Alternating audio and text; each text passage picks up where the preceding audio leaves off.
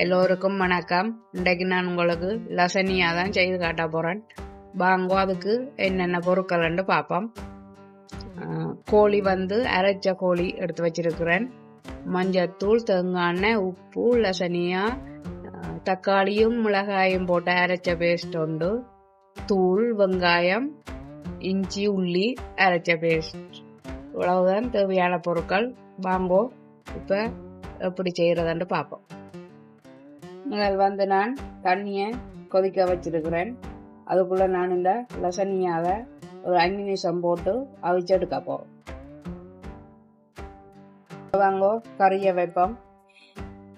அதுக்கு சட்டியில் எண்ணெயை விட்டு சூடாக்கி வெங்காயத்தை போட்டு வதக்குவோம். வெங்காயம் வதங்கி கொண்டு வந்துடுது. இப்போ இந்த இறைச்சியை போடுவோம். இதையும் வதக்குவோம். இறைச்சி வதங்கி கொண்டு வந்துடுது. இப்போ நான் இந்த பேஸ்ட்டை விட போறேன்.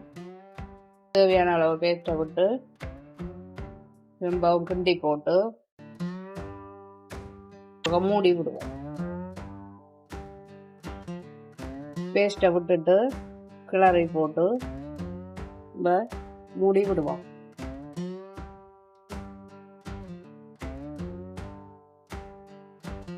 இப்ப கோழி தக்காளி சோஸ் எல்லாம் கொஞ்சோண்டு வந்துடுது.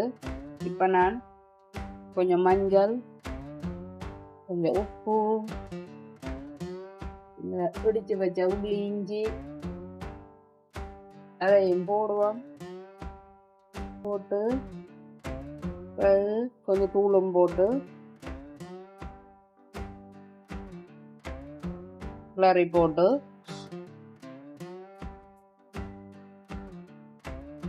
இது நான் அரைச்ச கோழியில செய்திருக்கிறேன். இது மீட்டின்ல செய்யலாம், ஆடுல செய்யலாம், பண்டியில செய்யலாம், என்னென்றாலும் விரும்பினால செய்யலாம் நீங்கள். ஓகே, இதை இப்ப தூள் போட்டது தானே, இதை கொஞ்ச நேரம் மூடி விடுவோம்.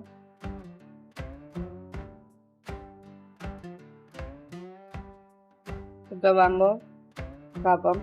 கறி ரெடியா வந்துடுது. இது ஆகலும் தண்ணியாகவும் இருக்கக்கூடாது, ஆகலும் உருக்கமாகவும் இருக்கக்கூடாது. ஒரு அளவான பருவத்தில் இருக்க வேணும்.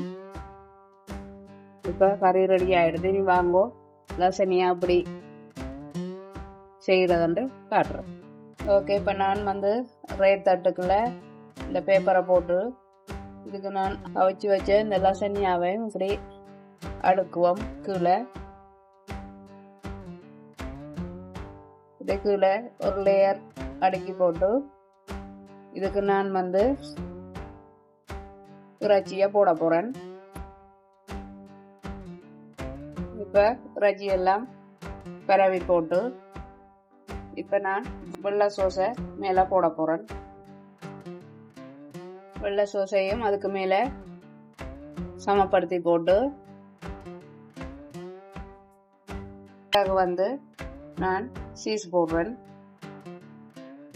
தேவையான அளவு போடுங்க நீங்கள். அதே மாதிரி நான் அடுத்த லேயரையும் இப்படி வைப்பேன். ஓகே, லேயர் எல்லாம் வச்சாச்சு. அது முதல் மாதிரி திரும்பவும் இதுக்கு மேல கறியை போட்டு லெவல் படுத்தணும். இப்ப கறியெல்லாம் போட்டாச்சுது. இனி திரும்ப அந்த வெள்ளை சோஸை போடுவோம். அதையும் போட்டு சமப்படுத்துவோம். வெள்ளை சோஸையும் போட்டு சமப்படுத்தி போட்டு மேல சீஸை போடுவோம். ஓகே, எல்லா சீஸும் போட்டாச்சுது. இனி நான் அவனுக்குள்ள வைக்க போறேன். ஓகே, இப்ப வாங்க நான் மேலுங்களும் அடுப்பை போட்டுட்டு 200 பாகையில விட்டுட்டு வச்சிருக்கிறேன். வாங்க பாப்போம் எத்தனை நிமிஷம் பிடிக்குதுன்னு. ஓகே, இப்ப வாங்க பாப்போம் எங்க நல்லா சனியா அப்படி வந்திருக்கண்டு. ஓகே, லசனியா ரெடியா வந்துடுது பாருங்க. வெட்டி எடுப்போம். கொஞ்சத்தை.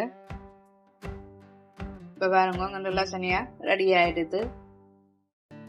நீங்களும் செய்து சாப்பிட்டுட்டு எப்படி இருக்காண்டு லைக் பண்ணுங்க, கமெண்ட்ஸ் பண்ணுங்க, ஷேர் பண்ணுங்க, மறக்காமல் சப்ஸ்கிரைப் பண்ணுங்க.